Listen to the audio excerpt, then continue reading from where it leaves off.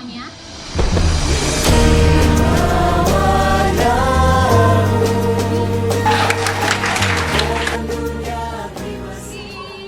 Halo Youngscope, aku Anin dan hari ini aku berkesempatan buat ngintip teman-teman teater suatu hari buat latihan. Dan aku juga dapat kesempatan buat ngobrol langsung sama co-founder, founder dan juga koreografer dari suatu hari. Oke, aku lihat partisipan teater itu udah banyak banget tuh, Kak, udah lumayan banget. Kalau buat teater ini sendiri tuh berdirinya tahun berapa?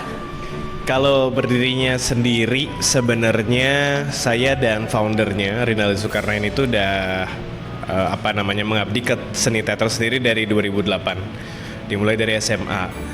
Namun sampai akhirnya kami solid jadikan ini, waktu itu belum bentuk sanggar, belum bentuk theater company.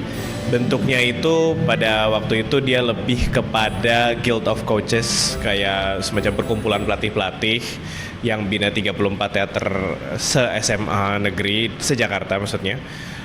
Itu kami mulai 2013 gitu. Sampai sekarang dari Guild of Coaches berubah jadi theater company gitu. Kurang lebih gitu. Kalau untuk merambah ke dunia perfilman teater sendiri itu mulai kapan?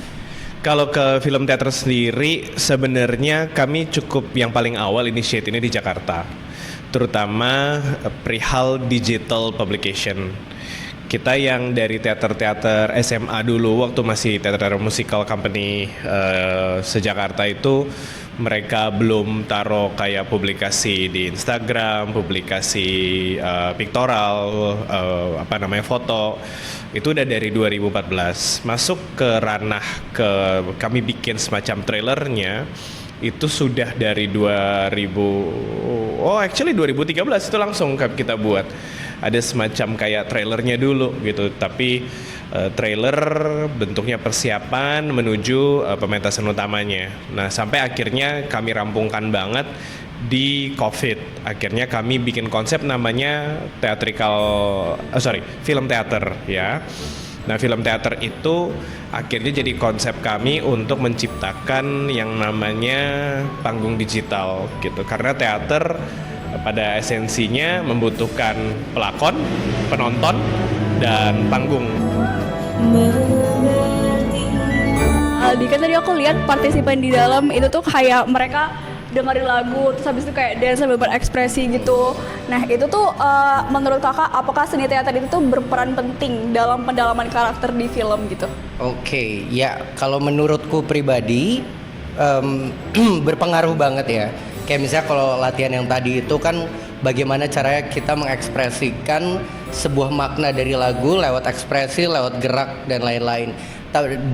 Sama juga ketika di dalam film gitu. Di dalam film karena di teater itu banyak sekali proses-proses yang pasti pengenalan diri, pengenalan karakter, bagaimana kita mengolah emosi, bagaimana kita mengenali kira-kira karakter ada karakter apa aja sih di dunia ini, layered, karena marah nggak sekedar marah itu ada layernya, lalu juga sedih juga ada layernya. Menurutku sangat penting ya, terutama kalau teater itu memang kita kan latihannya komunal bareng-bareng gitu ya, jadi akan lebih menyenangkan dan jadi lebih proses orientednya tuh prosesnya akan lebih berasa karena ada temen latihan untuk misalnya pendalaman karakter kayak gitu sih. Kakak sebagai sutradara nih, lebih pilih aktor yang pendalamannya bagus tapi perannya itu-itu aja, atau aktor yang sebenarnya dia kayak pendalaman itu biasa aja tapi perannya itu bervariasi gitu? Oke, pertanyaannya unik, menarik sih ya sebenarnya.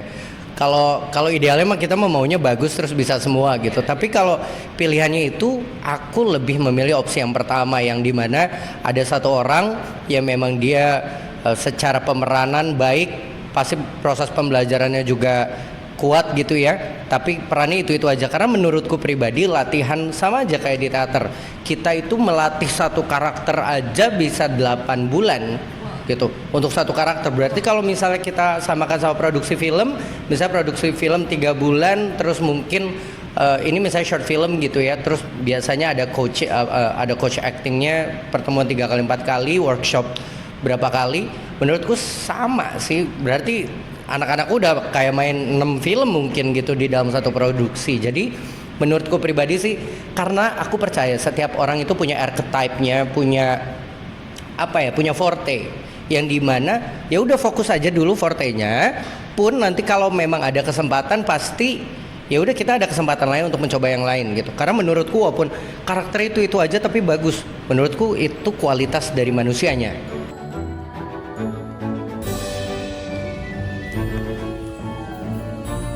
Sebagai koreografer nih, menurut kakak apa sih yang paling seru dari eksplorasi dunia tari itu? Oke, eksplorasi dunia tari itu yang paling seru menurutku adalah karena sebagai seorang penari itu instrumennya itu adalah tubuh kita kan. Nah, ketika kita bereksplorasi, kita tuh makin mengenal tubuh kita.